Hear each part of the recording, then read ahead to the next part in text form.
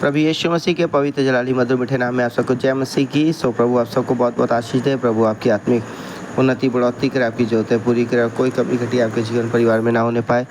और प्रभु ने आप सबको रात भर भी सुलाया, प्रातःकाल की रोशनी दिखाई और ये मौका दिया कि हम सब वचनों को सुन सके। अगर किसी का जन्मदिन, शादी की सालगिरह, प्रभु आप सबको बहुत बहुत आशीष दे, आपको बहुत बहुत मुबारक हो।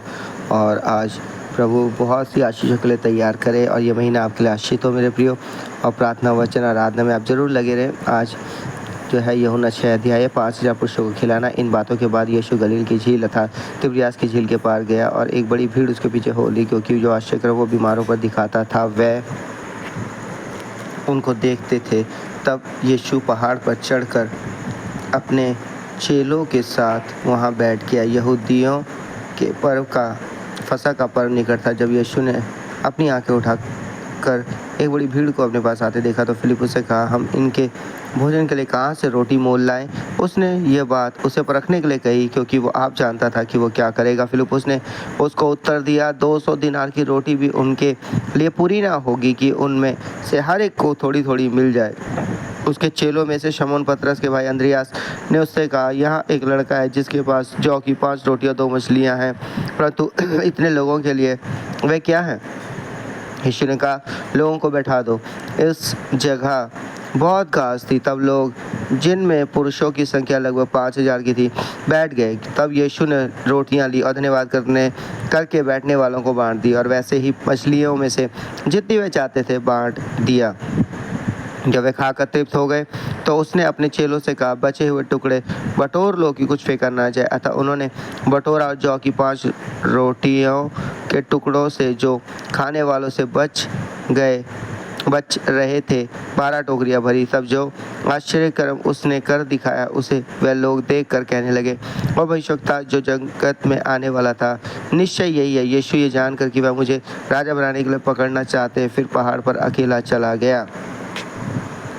यीशु का पानी पर चलना।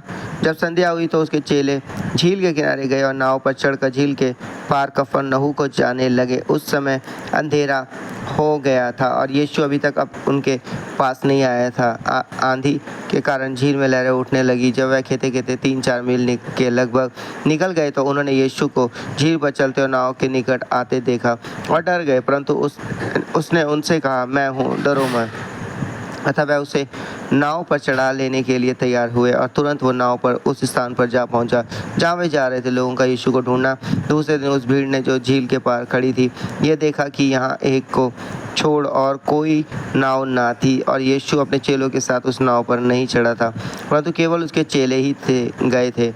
तब अन्य नावें तिब्रियास से उस जगह के निकट आई जहाँ उन्होंने प्रभु के धन्यवाद करने के बाद रोटी खाई थी। इसलिए जब भीड़ ने देखा कि यहाँ ना यीशु है और ना उसके चेले, तो वह भी नाव पर चढ़ के यीशु को ढूंढते हुए कफरनहूम पहुँचे। यीशु जीवन की रोटी। झील के पास जब वह उससे मिले तो कहा, हे रबी, तू यहाँ कब आया? यीशु ने उन्हें उत्तर दिया, मैं तुमसे सच सच कहता हूँ, तुम मुझे इसलिए नहीं ढूंढते हो कि तुमने आश्चर्य कर्म देखे, परंतु इसलिए कि तुम रोटियां खाकर तृप्त हुए।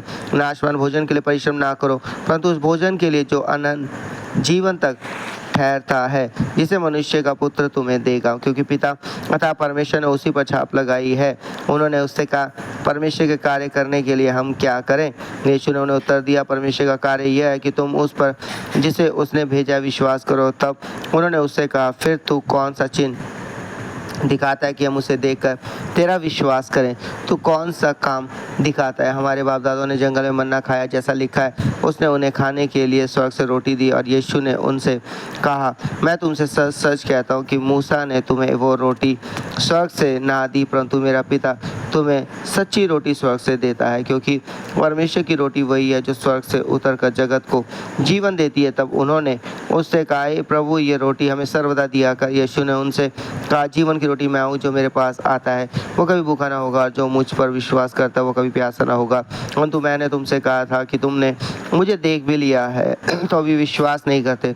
जो कुछ पिता मुझे देता है वो सब मेरे पास आएगा, और जो कोई मेरे पास आएगा उसे मैं कभी ना निकालूंगा, क्योंकि मैं अपनी इच्छा नहीं और अपने भेजने वाले की इच्छा पूरी करने के लिए स्वर्ग से उतरा हूँ। और मेरे भेजने वाले की इच्छा यह है कि जो कुछ उसने मुझे दिया है उसमें से मैं कुछ ना खोऊं, परंतु उसे अंतिम दिन फिर जिला उठाऊंगा। क्योंकि मेरे पिता की इच्छा यह है कि जो कोई पुत्र को देखे और उस पर विश्वास करे वो अनंत जीवन पाए, और मैं उसे अंतिम दिन फिर जिला उठाऊंगा। इसलिए यहूदी उस पर कुड़कुड़ाने लगे, क्योंकि उसने कहा था जो रोटी स्वर्ग से उतरी वो मैं हूँ। और उन्होंने कहा, क्या ये यूसुफ का पुत्र यीशु नहीं, जिसके माता पिता को हम जानते हैं, तो वह कैसे कहता है कि मैं स्वर्ग से उतरा हूँ? यीशु ने उनको उत्तर दिया, आपस में मत कुड़कुड़ाओ। कोई मेरे पास नहीं आ सकता जब तक पिता जिसने मुझे भेजा है उसे खींच ना ले, और मैं उसे अंतिम दिन फिर जिला उठाऊंगा। भविष्यवक्ता के लेखों में से ये लिखा है, वह सब परमेश्वर की ओर से सिखाए हुए होंगे। जिस किसी ने पिता से सुना और सीखा है वह मेरे पास आता है। ये नहीं कि किसी ने पिता को देखा है, परंतु जो परमेश्वर की ओर से केवल उसी ने पिता को देखा है। मैं तुमसे सच सच कहता हूँ कि जो कोई विश्वास करता है, जीवन उसी का है। जीवन की रोटी मैं हूँ। तुम्हारे बाप दादों ने जंगल में मन्ना खाया और मर गए।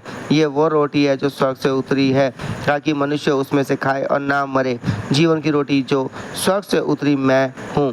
यदि कोई उस रोटी में से खाए तो सर्वदा जीवित रहेगा, और जो रोटी में से जगत के जीवन के लिए दूंगा वो मेरा मांस है। इस पर यहूदी नहीं कहकर आपस में झगड़ने लगे, ये मनुष्य कैसे हमें अपना मांस खाने को दे सकता है?